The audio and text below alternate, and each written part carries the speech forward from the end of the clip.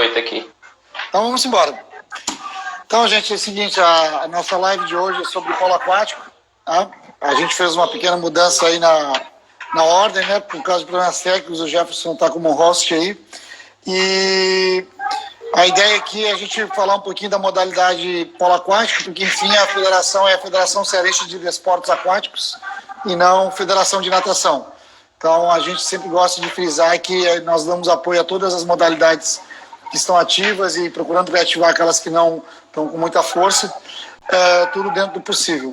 E o professor Jefferson já aí há um bom tempo é o líder aí dessa modalidade, quem tem levado essa modalidade nas costas há muito tempo. Então eu queria passar a palavra para ele, para que ele fizesse uma breve apresentação e nos contasse desde o início como é que começou essa história do polo aquático dele aqui no Ceará. Valeu, Sanches. Obrigado aí pela oportunidade da gente estar falando sobre polo aquático. A gente já falou um pouquinho sobre natação, né, treinamento, mas faltava a gente falar um pouquinho de polo aquático. A minha história no polo aquático ela começa em 2005, né, quando eu encerrei a minha carreira de nadador. E estava naquela transição de não querer mais nadar, né? Nadei até os 20 anos, mas também não queria ficar parado. E aí, simultaneamente a isso, surgia o polo aquático no Náutico, né? Numa forma de hobby, né? O Elcio brasileiro, o Alexandre, estavam tocando o barco, né? No ressurgimento do polo aquático no Ceará.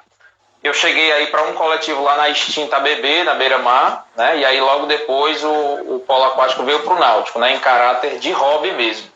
E aí comecei a treinar, a coisa foi ficando séria, e aí em 2007, né?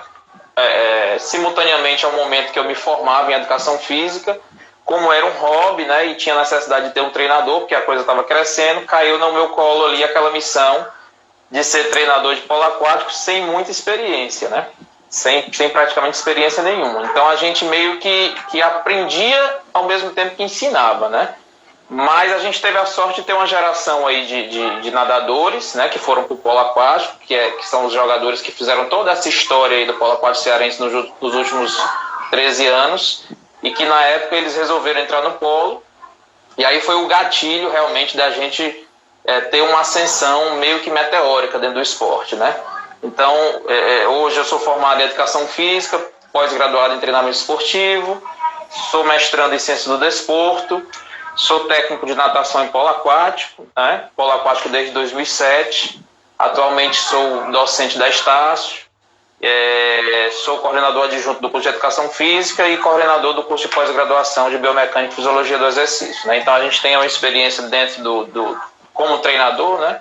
Comecei primeiro no polo, né, apesar de ser ex-nadador, e em 2010 a gente também começou aí na natação. Levamos simultaneamente aí natação e polo aquático durante muito tempo.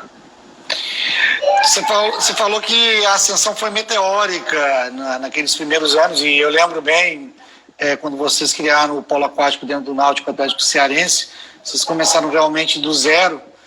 E, como você falou, realmente no início foi um processo de uma coisa como hobby, ex-atletas de polo que começaram ali, e depois vocês fizeram até um trabalho social bem bacana ali, que vocês pegaram vários meninos ali daquela área do Mucuripe, teve um trabalho bem legal que a gente pôde acompanhar.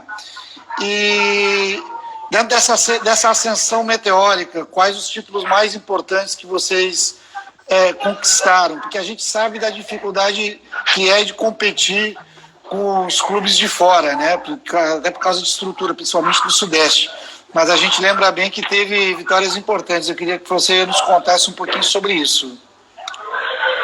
A gente já começou ganhando, né? No primeiro ano, em 2007, eu não era ainda funcionário do Náutico, né? A gente trabalhava voluntariamente, né? Os masters que faziam uma cota ali me davam uma ajuda de custo para tocar o barco. E aí já no primeiro ano a gente ganhou 2 eventos extraoficiais, né? E aí surgiu a necessidade de 2008 a gente começar a participar efetivamente dos eventos CBDA. E aí já no primeiro ano a gente ganhou o Interfederativo, né? Que era um campeonato nacional sem a presença do Eixo Rio-São Paulo, né? Um campeonato de seleções que a gente já ganhou, né? No primeiro ano. E aí fomos tetracampeões desse evento. A partir de 2009 a gente começa a competir os campeonatos nacionais de base, né, que isso foi um gatilho, um divisor de águas na história recente do polo aquático do Ceará, porque graças a gente ter ido para esses eventos nacionais, a gente percebeu, né, o quão distante a gente estava do eixo Rio-São Paulo, que é o eixo de maior nível dentro do esporte. Então isso abriu muitos horizontes. Então essa primeira vez que a gente foi em 2009 realmente foi um divisor de águas, e aí a gente começou a jogar campeonatos adultos Norte-Nordeste. E aí hoje, resumindo a história, a gente é tetracampeão Norte-Nordeste adulto, tetracampeão interfederativo, né, na categoria sub-18. A gente ganhou uma Liga Nacional, nós somos o único time fora, né, do eixo Rio-São Paulo que ganhou uma Liga Nacional. Nenhum time que não seja do Rio ou de São Paulo conseguiu essa façanha. Só a gente que conseguiu em 2016, né? Nós somos campeões da primeira Copa Brasil Integração, que era uma espécie de segunda divisão, que em 2016 foi em Fortaleza e foi qualify para a Liga, e aí a gente ganhou a Liga, né? Ganhamos a Copa Brasil, qualify, e ganhamos a Liga. E somos bicampeões do Nordestão de polo aquático, que é um evento que não é da CBDA, mas um evento de nível muito parecido com o Norte-Nordeste. E fora isso, a gente teve aí grandes atletas que se destacaram a nível nacional, que eu acho que tu vai perguntar mais na frente. Eu deixo para falar mais na frente. Na verdade, eu vou até sair do script, porque eu acho que isso aqui tem um pouco a ver com esse assunto dos títulos e das conquistas. E até eu lembro que vários atletas da equipe de vocês foram convidados para jogar em Rio São Paulo, se destacaram. Queria que tu contasse um pouquinho sobre isso. Inclusive, eu lembro a história do menino que foi convidado para ir, aí não queria ir por causa da namorada, uma confusão. Eu lembro que você sofreu bastante com essa história, eu sofri junto, porque era uma coisa, foi bem bacana, foi uma história bem interessante. Tem várias histórias interessantes assim, de atletas que acabaram levando o polo aquático para frente, né? Pode falar um pouquinho sobre essa trajetória de destaque da nossa galera aí. Nesse primeiro evento que a gente foi, né, para o Brasileiro no Rio de Janeiro, que foi lá no Flamengo, a gente foi com a cara e com a coragem, com muita ingenuidade, né? A gente foi para um campeonato brasileiro com 10 jogadores. Só aí já era uma loucura, né? Porque os polo aquáticos são 13 e nesse nível de jogo os times rodam, né? Rodam o tempo inteiro. Existe uma troca constante de jogadores. E a gente era 10, só que 3 eram iniciantes. 3 nem entravam. Então a gente basicamente jogou com 7 o campeonato inteiro. Então a gente levou muita porrada, né? Muita porrada no placar, muita porrada dentro d'água. Mas o Ronald, né, foi o primeiro atleta a se destacar. Então o Ronald, ele era o goleiro, e aí já nesse evento ele fecha o gol. Nessa pandemia eu fiz um resgate histórico de tudo que eu tenho aqui gravado, e eu pude assistir de novo esse campeonato, né? Todos os jogos gravados. E foi impressionante a participação dele. E era um comentário geral da organização do evento, né? O Cabral, na época, era o dirigente máximo do polo aquático. E aí, muita gente comentando o jogo e todos eles falando muito bem do Ronald. E aí, quando surge a convocação da seleção júnior, naquele mesmo ano, o Ronald ele figura entre os convocados. Logicamente, no polo aquático, se convoca 30, 25 jogadores para no final ir cortando e ficar os 13 que vão participar do campeonato em si. O Ronald foi convocado, né? Mas ele não conseguiu ficar entre os 13. Mas que já foi, assim, algo extraordinário pra gente, né? E aí, na época, o Náutico fez uma homenagem para ele, né? A gente teve uma feijoada, o Náutico mandou fazer umas camisas, ele tem uma placa, eu tenho uma placa também. Faltou só a placa do trampolim, né? Que prometeram, mas até hoje não foi colocada lá essa placa pro Ronald. Mas ele ganhou uma plaquinha, né? A irmã do Ronald morou 1 ano em São Paulo, né? Jogou pelo Paineiras, muito boa a Sara. Também teve uma passagem pelo Flamengo por empréstimo, foi jogar apenas no campeonato. Aí o Natanael, né, que foi o maior destaque, né, de todos os tempos aqui do polo aquático do Ceará. Ele foi vice-campeão brasileiro jogando por empréstimo pelo Pinheiro, né, na categoria sub-17. E aí, a partir daí, ele começou a ser convocado constantemente para a seleção sub-17 e sub-19. Então, o Natanael é esse caso que você lembrou, né? Ele era titular da seleção brasileira, base que jogou as Olimpíadas. Né? Então o Grume, que é um grande destaque hoje da seleção brasileira, o Bernardo, que foi um cara que jogou as Olimpíadas, o Natan, ele jogava na mesma seleção deles, júnior, né? E era titular junto com eles, mas acabou que por motivos pessoais acabou jogando fora aí essa oportunidade, e 3 clubes de São Paulo tiveram interesse nele. Ele chegou aí, né? Mas voltou 2 vezes, e aí o tempo passou, né? A gente ficou frustrado, né? Muito frustrado, porque era um cara que era para ter ido muito longe, né? E acabou não conseguindo. Tivemos o Johnny, né, que faleceu num assassinato aí de violência banal numa festa, né, que também morou em São Paulo.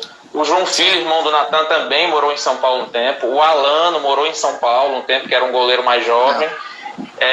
E o Ronald foi quem mais realmente aproveitou, né? O Ronald ficou, acho que 5 ou 6 anos no Paulistano, jogando Liga Nacional Adulto, jogando Campeonato Paulista Adulto, pegando seleção adulta também para treinar, mas não chegou também a ficar nos selecionáveis, né? O Ronald não é tão grande, né? No adulto isso conta muito. O Kaique teve passagens também pelo Tijuca, numa Taça Brasil. Então a gente teve, assim, várias passagens, né?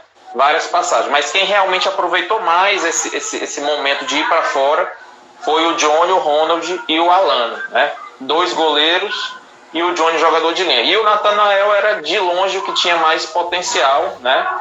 Para ter ido mais longe e acabou não aproveitando. Não. E eu queria só fazer um adendo, né? Você vê como com um pouco de trabalho, um pouco de determinação e de vontade de fazer um bom trabalho, a gente consegue alguns resultados. Porque até eu anotei aqui a palavra abismo, né? Eu acredito que o abismo de vocês com relação ao Sudeste, quando vocês começaram, é muito maior que o abismo que a gente tem dentro da natação. Na natação a gente consegue competir razoavelmente de igual para igual. Entendeu? A gente tem os atletas que vão... Não vai disputar em clube, né? Mas individualmente bem, sempre tem... Mas eu não tenho esse abismo que eu imagino que na primeira competição o choque que vocês tiveram. Entendeu? E vocês conseguiram exportar um monte de gente. Então você imagina se a gente tivesse aqui em 3, 4 clubes competindo, podendo segurar esses meninos aqui. Entendeu? Então tudo é viável. Depois, quando a gente for falar da questão da popularidade do esporte... no mês passado eu dei uma palestra para o pessoal da Unileão e o tema era natação no interior, e eu juntei várias experiências de colegas do interior que tem natação no interior e dizem assim, não, a natação no interior é viável, mas você precisa das pessoas que queiram fazer. Além de ter o apoio, você precisa de pessoas que queiram tocar o negócio, porque se você não tiver um profissional à frente, não vai. Então tem várias experiências com relação a isso, né? Então, parabéns, né, pelo trabalho.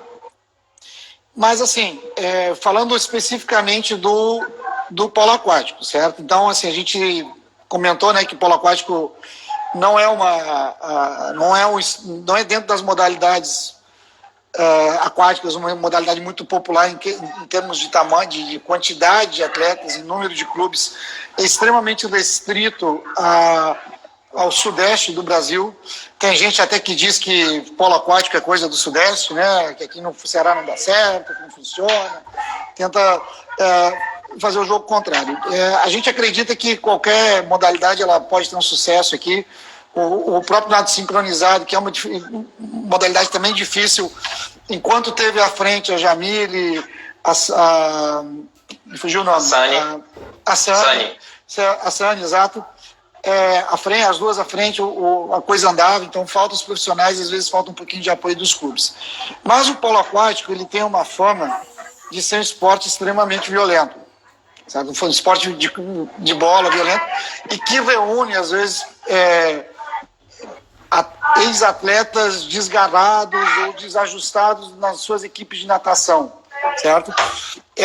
Eu acredito que isso é uma coisa que pertence ao passado. Eu lembro que quando eu tinha 14, 15 anos de idade, que eu era nadador, estava começando a minha carreira de nadador, eu lembro que o time de polo aquático do clube onde eu nadava se reunia para jogar ao meio-dia, e era uma verdadeira guerra. E aqueles caras que jogavam eram realmente mais velhos, de 25, 30, 35 anos.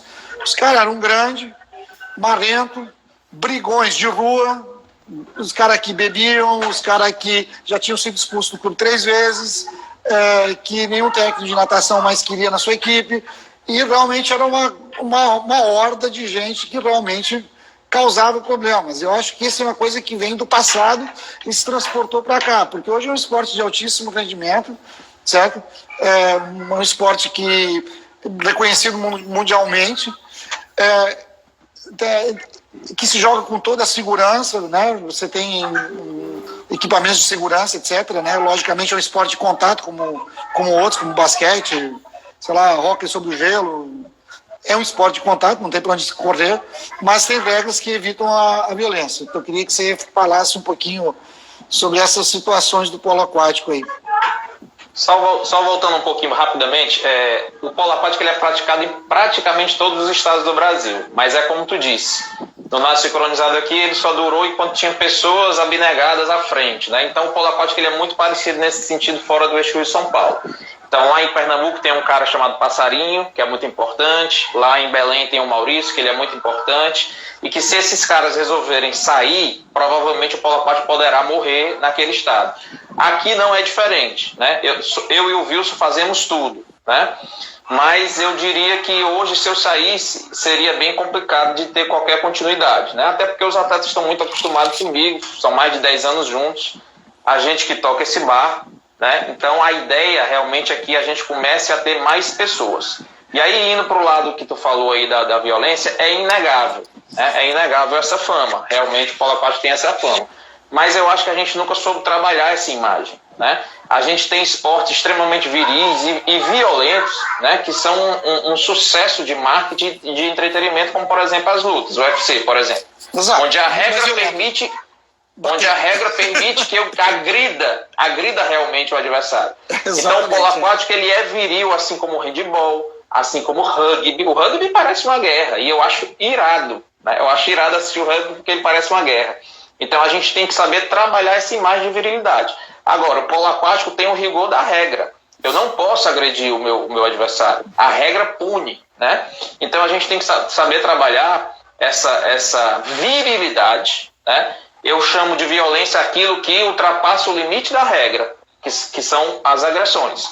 Então, no polo aquático, eu conto nos dedos quantas vezes eu vi o tempo fechar. Assim como eu conto nos dedos quantas vezes eu vi o tempo fechar do futebol.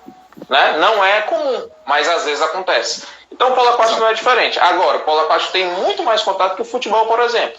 Por quê? Porque é um jogo dentro d'água, onde o juiz tem pouca visibilidade para ver algumas situações, né? Principalmente o polo feminino, porque tem maiô e é mais fácil de agarrar. Mas todos os jogadores entendem, né? Entendem perfeitamente o que é do jogo e o que é uma agressão. Então essa agressão, que a gente chama de violência lá atrás, essa agressão ela não acontece de uma forma tão corriqueira, né? Até porque quando acontece o tempo fecha, e a gente não vê o tempo fechar, né? De uma forma constante, né? É raro assim como outros esportes. Então a gente tem que saber trabalhar, mas realmente antigamente a gente tinha muito isso, né? Mas de 2000 para cá, o esporte tem uma conotação bem diferenciada. Só para te interromper, para falar essa questão da violência, para você ver como é uma coisa que é de preconceito, eu me lembrei de um fato. Polo aquático é usado por treinadores de natação invariavelmente, eu fazia a mesma coisa sempre, como uma coisa lúdica no final da temporada ou no início. Na década de 80, o meu treinador chegava para a gente, jogava a bola na quadra, meninos e meninas todos misturadas, ele dizia assim, vale tudo, menos beijo na boca. Era desse jeito. Na década de 80 ele podia falar isso, hoje não pode mais, né?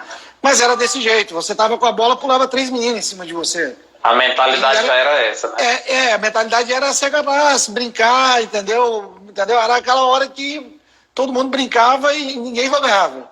Então a mentalidade, a ideia que a gente tinha de polo aquático era essa.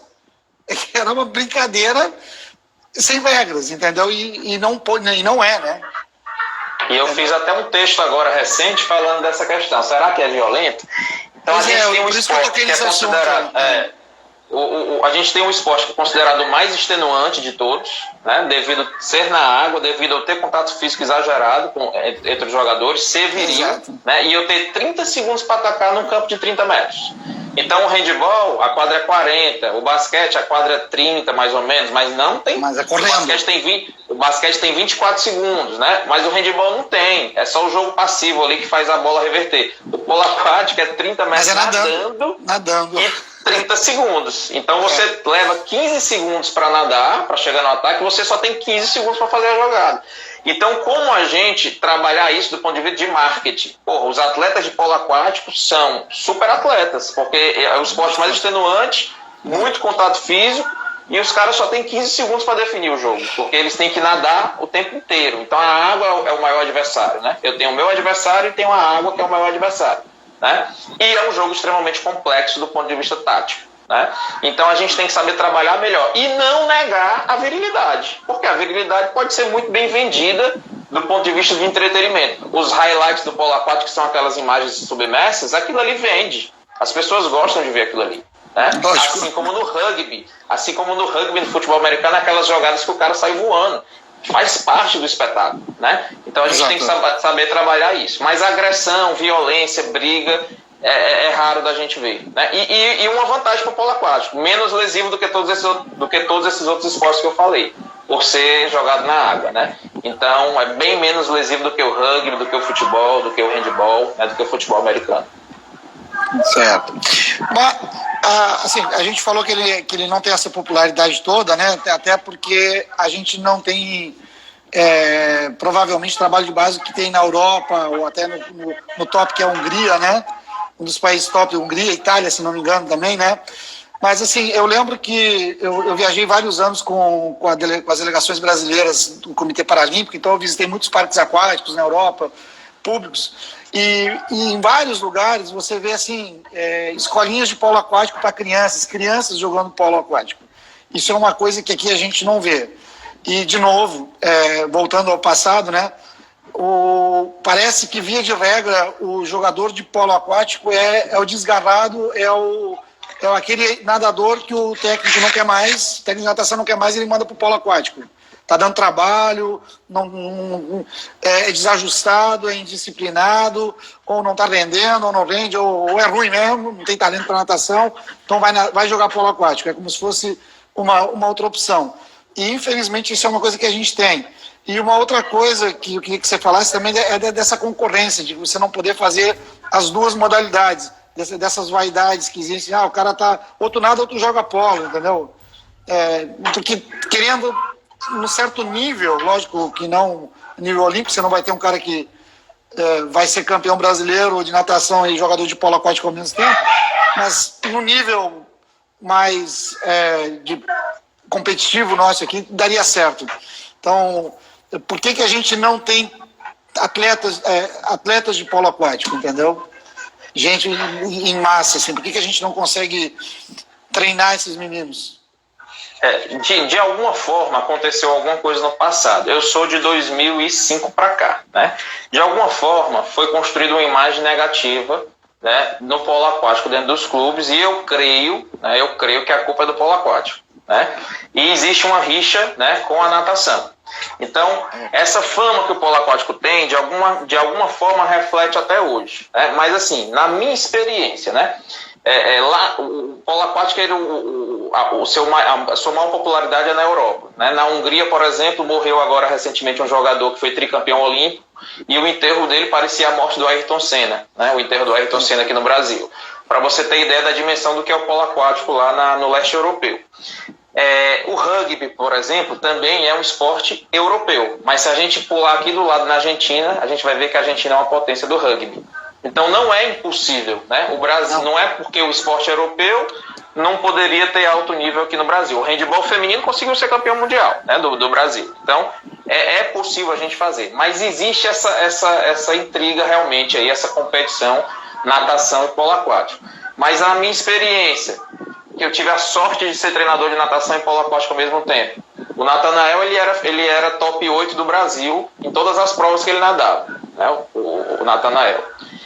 O Felipe Abreu, ele conseguiu ir para o Curitibano no auge de treinamento, né? Treinava 4 horas por dia, todos os dias, de segunda a sábado.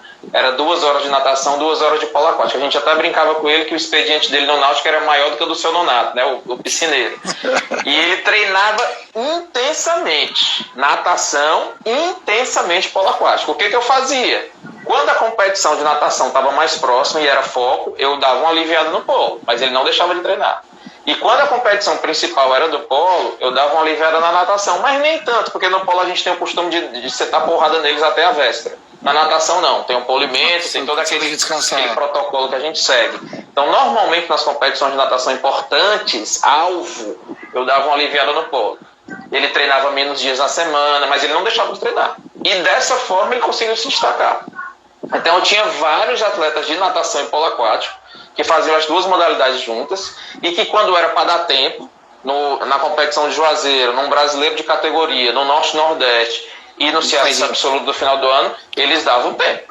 Entendeu? Então isso nunca foi um problema. Mas nos outros clubes, né, muitas vezes o pessoal não quer nem ouvir falar disso. Não quer nem ouvir falar de polo aquático. Se cair para jogar polo aquático, tá fora da equipe. Então a ideia que a gente tem hoje, que inclusive a gente vai abordar no curso, que eu vou já falar, é entender que em toda piscina que eu ofereço natação, eu posso oferecer hidroginástica, eu posso oferecer polo aquático. Né? Então, para o esporte se massificar, ele tem que se popularizar. O que é popularizar? É as pessoas entenderem de polo aquático como elas entendem de futebol. É as pessoas saber as regras do polo aquático como elas sabem as regras do vôlei, do basquete, do futsal. Então, isso é popularizar. Quando as pessoas começarem a entender, o polo aquático começar a estar mais familiarizado ao conhecimento popular, é muito mais fácil da gente massificar. O que a gente tentou fazer sempre? Massificar antes de popularizar. É muito mais difícil. Então, eu estou fazendo um trabalho de formiguinha diariamente, falando de polo aquático todo dia. Né? Eu comecei isso na quarentena. A gente criou um canal no YouTube agora, né? Coloquei todos os jogos que eu tinha gravado de 2007 a 2020. Editei todos eles, joguei no YouTube. A gente tem uma fanpage no Facebook e temos no Instagram. Né? Então a gente está movimentando, eu estou escrevendo textos quase que diários, né? Eu dei uma parada agora porque a gente está focando na divulgação do curso, mas a gente está fazendo um movimento, né? E estamos ultrapassando as fronteiras do Ceará. Né? A ideia é falar de polo aquático, as pessoas começarem a se familiarizar com o polo aquático e a gente, terminando essa pandemia, voltar ativa com força e voltar a competir e quem sabe voltar a ganhar os títulos que a gente sempre ganhou, entendeu?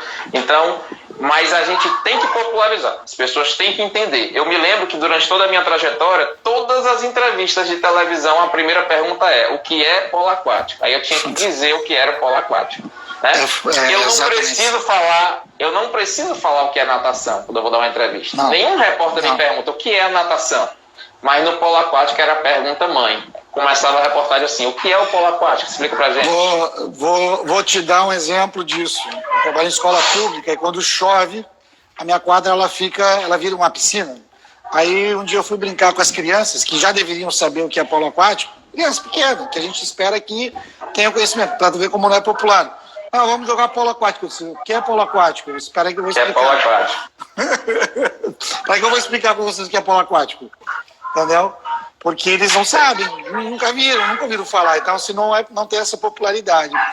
Antes da gente falar do curso, me dá 2 minutos, eu queria comentar uma coisa que agora é uma coisa bem técnica, né? Eu queria imaginar como é um treino de alto rendimento de um jogador de polo aquático. Porque eu estou acostumado com a natação. A natação requer uma capacidade aeróbica muito grande. Você tem que ter uma base aeróbica.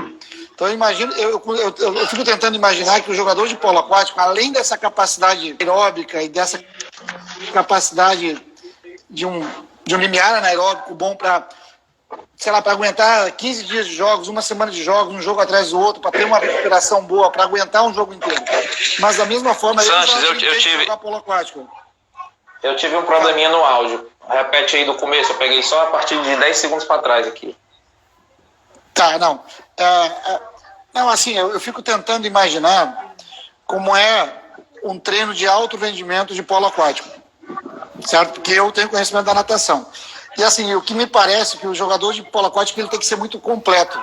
Ele tem que ter uma capacidade anaeróbica, uma capacidade de explosão de potência enorme, mas ao mesmo tempo ele tem que ter uma capacidade aeróbica suficiente para aguentar aquele jogo inteiro e, na verdade, um jogo atrás do outro, um dia depois do outro, para ter um poder de recuperação. Então, cara, assim, em 2 minutos me explica como é que isso funciona, entendeu? Porque os caras são grandão, mas eles ao mesmo tempo têm que conseguir nadar legal, ter uma capacidade boa, entendeu?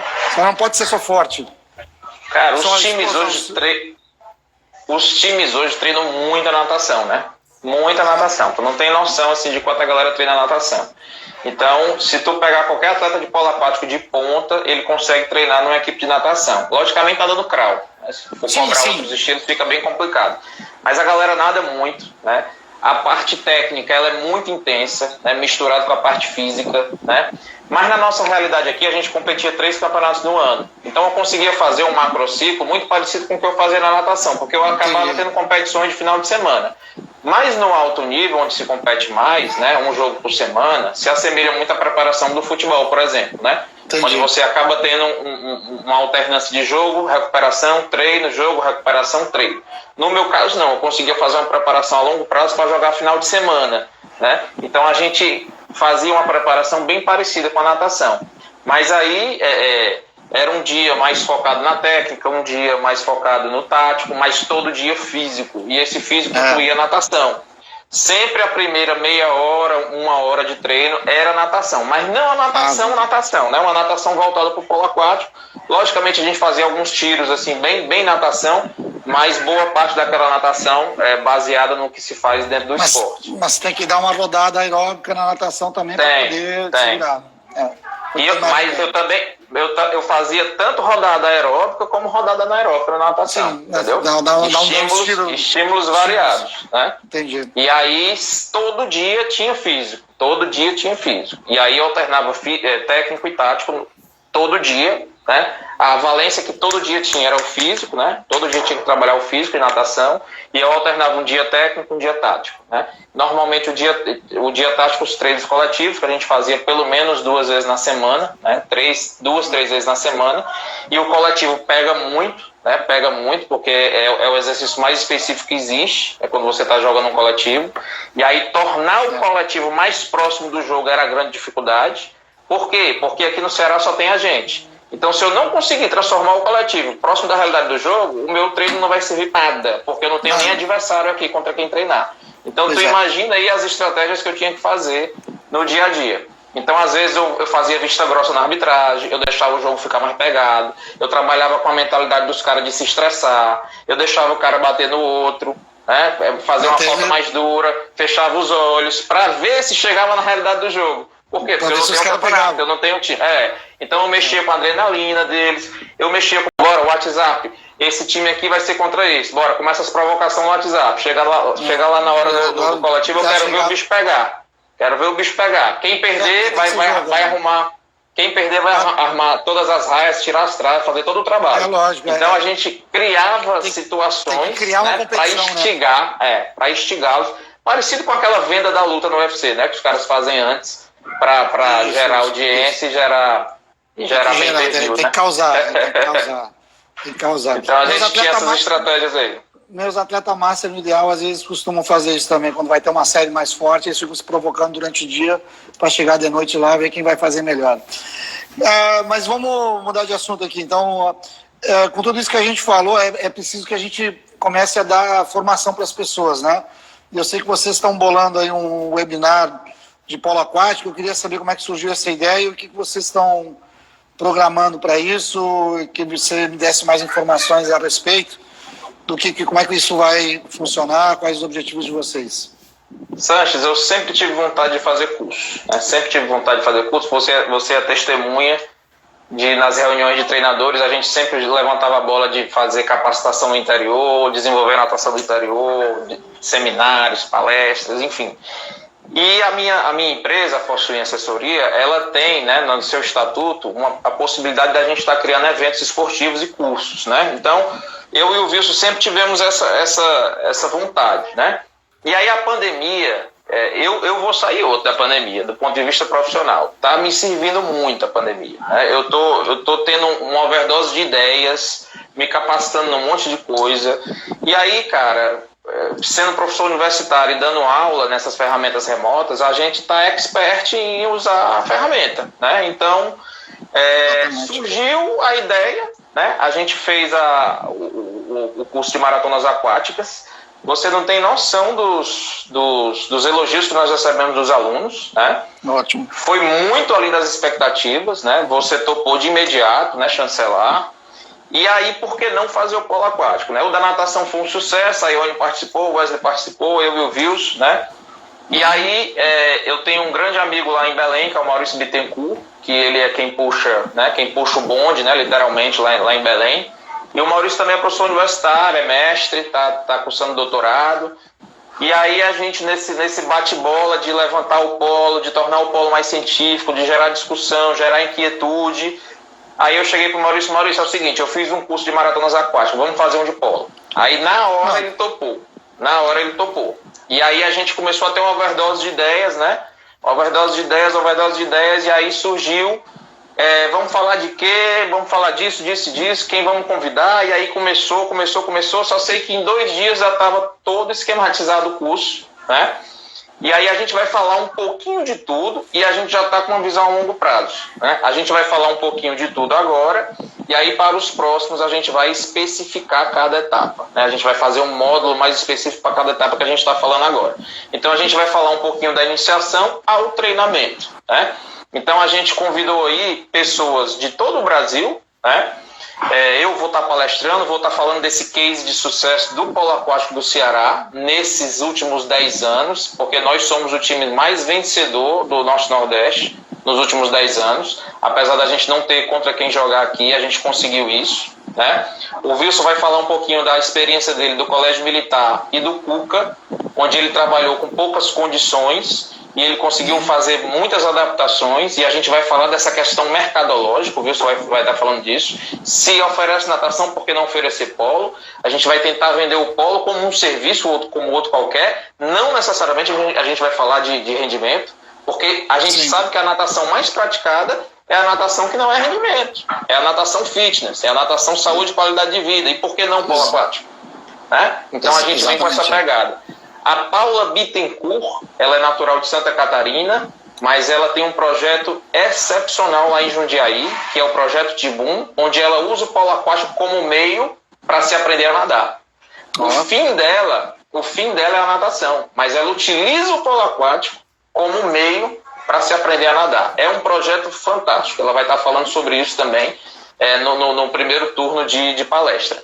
Aí no segundo turno de palestra sou eu e o Maurício. Eu já falei o que eu vou falar e o Maurício vai falar da tomada de decisão, né, e componentes importantes do treinamento diário, né? Esporte coletivo, a gente sabe que tomada de decisão é tudo. No alto nível, principalmente, todo mundo é muito parelho tecnicamente, fisicamente, né? Mas o que torna o indivíduo diferente do outro é a tomada de decisão, né? E isso envolve condições psicomotoras, condições psicológicas, né? Conhecimento de jogo, experiência. Então o Maurício vai dar uma abordagem legal sobre isso aí. E aí, na última etapa, né, no domingo, né, no último turno, no domingo, sábado, manhã e tarde, domingo, a gente convidou o Rudá Franco, que é atleta olímpico, é o jogador de polo aquático mais atuante fora da piscina, né? O Rudá, ele é membro da PAB, do Polo Aquático Brasil, que é uma espécie de NBB, né, do polo aquático.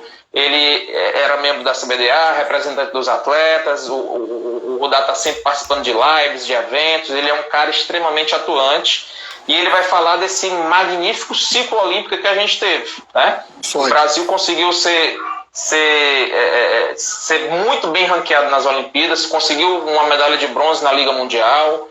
Então, o Rudá, e era o melhor treinador do mundo na época, que era o Ratko Rudic, né? Que é o croata, tricampeão olímpico, né? Como técnico. Então, ele teve essa experiência, né? E vai falar muito, em loco, do que houve, né, nessa preparação para o Brasil chegar nessas Olimpíadas. E a gente encerra o webinar com o Diegão, né? Diego Albuquerque, que hoje é seu parceiro, amigo presidente da Federação Baiana, né? E o Diego, ele é expert hoje em organização de eventos, né? Ele desde muito tempo faz eventos excepcionais de polo aquático. Ele é o cara aí dos eventos fora piscina, né? Dos eventos de praia. Então e de piscina, né? Mas ele acabou criando uma fama muito massa nos eventos que ele faz lá em Salvador, né? A gente teve o prazer de jogar um evento em Morro de São Paulo, né? Que o Diego organizou, magnífico. Ele faz muito evento na Praia do Forte, em Salvador. Enfim, o Diego tem uma bagagem muito boa. E por que o Diego? Né? Porque fora do eixo Rio-São Paulo, se a gente não sabe fazer evento, é menos jogos que a gente vai ter. Então, se o nosso time...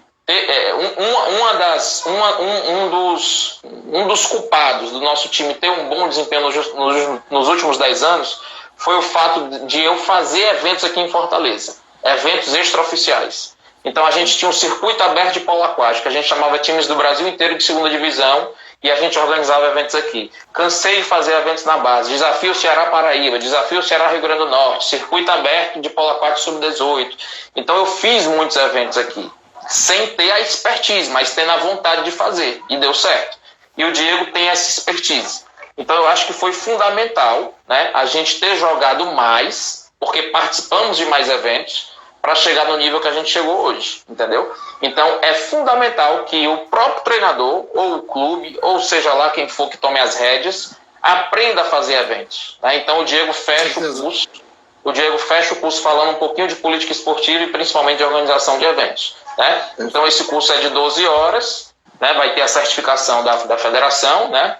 Você mais uma vez entrou, né? E a gente agradece. Tem o apoio do CREF 5 daqui do Ceará, o apoio do CREF 18, que é do Pará e do Amapá. Do outro lado. Apoio das nossas co-irmãs, Federação Paraense de Desportos Aquáticos e Federação Baiana de Desportos Aquáticos. Então tem tudo para ser um sucesso, 100% online, 100% ao vivo, né? E para se inscrever você vai lá no Instagram da Force Win Assessoria, que o link está na bio, né? Até domingo nós estamos com promoção de 15% off, né? Então quem se matricular até domingo paga aí com 15% de desconto. E aí a partir de segunda-feira 10% só de desconto.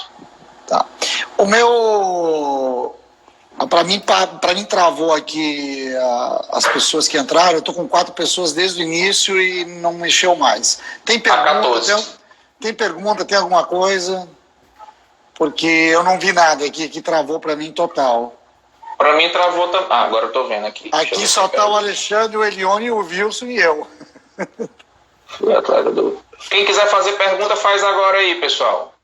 Agora da pergunta tem... agora. Por enquanto não tem pergunta, não. Perfeito, então. Não, da minha parte era isso, né? Queria parabenizar aí pelo trabalho no polo, aí, por ter segurado, tá segurando essa peteca aí já tem quase 15 anos aí, né? 13, né, na verdade. 13. E por continuar agora nessa área de formação. Acredito que só formando gente, chamando gente nova e não ficando na dependência só de sua e do Wilson, é que a coisa vai para frente. Não pode ficar na dependência de uma pessoa só. Porque senão tem uma pergunta aqui, Sanches, para ti. Certo? Eu sou diretor de polo aquático da federação, né? Mas eu acho que é pro Sanches.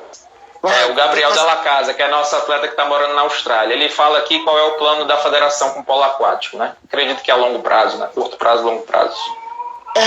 Na verdade, o que acontece? A gente está tentando resgatar os esportes aquáticos como um todo. E a nossa proposta é dar apoio àqueles que fomentam o esporte, no caso você. Então você vai fazer um curso, a gente vai dar todo o apoio, toda a estrutura necessária, tudo que a gente puder. Porque a gente depende, na verdade a federação ela não é uma entidade sozinha. Isso eu canso de dizer. As pessoas, não é a federação. Não, a federação são os clubes. Quem criou a criatura foram as entidades que se juntaram para fazer uma federação. A federação não nasceu sozinha. Então a federação ela é o reflexo dos clubes. Então a gente não tem como ir no Náutico e dizer assim, agora vocês vão ter polo aquático, a gente quer que vocês façam isso ou aquilo. E a mesma coisa nas outras entidades. A gente pode oferecer oportunidade. Isso é uma coisa que a gente sempre faz quando a gente conversa com as entidades. Desenvolver isso, desenvolver aquilo. Porém, a gente tem resistências enormes. Entendeu? Vamos lá. Vamos para a natação. A gente não consegue entrar nos colégios. Os colégios não têm o menor interesse em formar uma equipe competitiva. Certo? Tem colégios aqui com piscina de 25 que não fazem absolutamente nada com a piscina. A piscina está lá parada. Dá meia dúzia de a indústria do vestibular, né? Exato, tem meia dúzia de aula. Então, você pode fazer o que você quiser. É muito difícil. Então, na verdade, a gente depende do quê? De pequenas ações como essas, de começar a fomentar, a colocar a pulga atrás da orelha de alguns profissionais que decidam entrar nas suas entidades e mexer lá com o seu diretor e dizer assim, vamos lá, que eu vou começar aqui devagarinho com isso aqui. E com o apoio sempre da federação. E divulgando, né? Mas assim, Essa é a situação. Falando agora da minha parte, né? Enquanto treinador e diretor de polo aquático. Nós estamos aí, Sanches, com um projeto de iniciar um projeto de captação de jovens, né, no polo aquático, um projeto social. A gente tinha aprovado um projeto na Lei de Incentivo Estadual do Esporte. Infelizmente, não conseguimos captar. Né? Por incrível que pareça, a gente aprovou o projeto de 315 mil e não conseguimos captar. Tivemos alguns problemas aí com os advogados que estavam nos assessorando. A gente até teve a verba, mas aí mais de uma empresa de São Paulo que estava intermediando, e eles, não, calma que a gente vai conseguir, e acabou que a gente não conseguiu, e eu sou muito indignado com isso. Mas a gente vai começar agora, né, assim que voltar aí a pandemia, lá onde a gente está hoje, que é no Clube dos Magistrados, a gente vai começar um projeto voluntário, né? Eu estou recolhendo as pessoas que querem participar, e já está decidido, a gente vai fazer de um jeito ou de outro, para depois tentar transformar isso de uma forma oficial, angariar verba, transformar num projeto no papel, mas vai começar, né? E temos também uma ideia de pelo menos 2 vezes no mês estar fazendo um jogo treino lá no L, naquele Lzinho, naquele espigão em frente ao Náutico. E a gente vai fazer. Para chamar atenção. A gente está com a ideia de fazer umas traves infláveis, né? E a marcação toda inflável. A ideia não é treinar em alto rendimento, a ideia é brincar e as pessoas verem, porque isso gera popularidade, né? Isso. E aí surgem perguntas e bombardeio nas mídias sociais, né? Como a gente está fazendo. E uma coisa que a FCDA assim, melhorou muito foi essa questão da divulgação, né? Então eu acho que só populariza se tiver propaganda, né? Tem que ter propaganda, tem que chegar até as pessoas. Eu acho que isso aí realmente a gente deu um avanço grande. Não, isso realmente era uma coisa que a gente queria fazer desde o início. Isso é uma coisa que a gente é popularizar, né? É chegar nas pessoas. E aí temos essa meta. Né?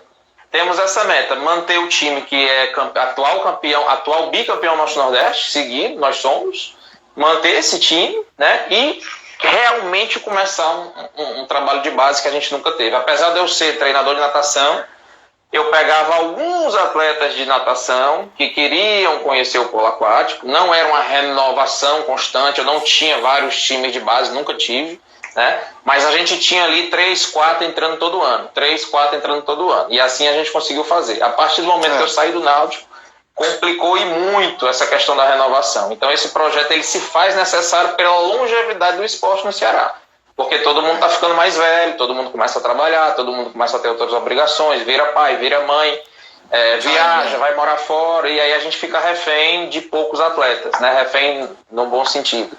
Então esse projeto ele se faz necessário realmente para que a gente, a longo prazo, né, a gente consiga ter longevidade aí no esporte e popularizar, né? Eu acredito que o caminho mesmo é popularizar, fazer o esporte ficar conhecido inicialmente, você tem razão. E voltando à pergunta do Gabriel, ou seja, o que a federação tem feito é exatamente isso, é procurar ter um acesso em mídias sociais o máximo possível. É isso que a gente tem feito. Na verdade, a gente abriu a porta da federação, a gente abriu a porta. Então a gente chega em todo mundo que chega para a gente, eu queria saber sobre isso, eu quero abrir isso aqui, vai embora. A gente vai lá, ajuda, dá a assessoria que precisa, não dificulta, a gente não dificulta de nenhuma forma que as pessoas cheguem na federação. Para tudo a gente dá uma resposta, ou encaminha, ou diz onde é que procura, e procura dar o apoio necessário. Porque, de novo, a federação ela não é uma entidade que tem vida própria, ela é a comunidade. Então, não somos nós que vamos resolver os problemas. As pessoas em volta que têm acesso à federação, e nós somos somente gestores do que acontece fora. Então, se a gente tem clubes fraquíssimos, como a gente tem hoje, alguns em estado de pré-falência, e poucas entidades se interessando pela natação, a gente também fica enfraquecido. Então, por isso que a gente tem que chegar naquelas entidades que estão querendo entrar. Por isso que a gente abriu para o Cuca, para o IFCE, abriu para outras entidades entrarem na federação, e a gente vê se consegue crescer um pouquinho de novo, que a gente já tem conseguido, né? Pelo menos a gente tem conseguido manter melhorar a imagem da federação como entidade. Isso é mais importante, né, nesse momento.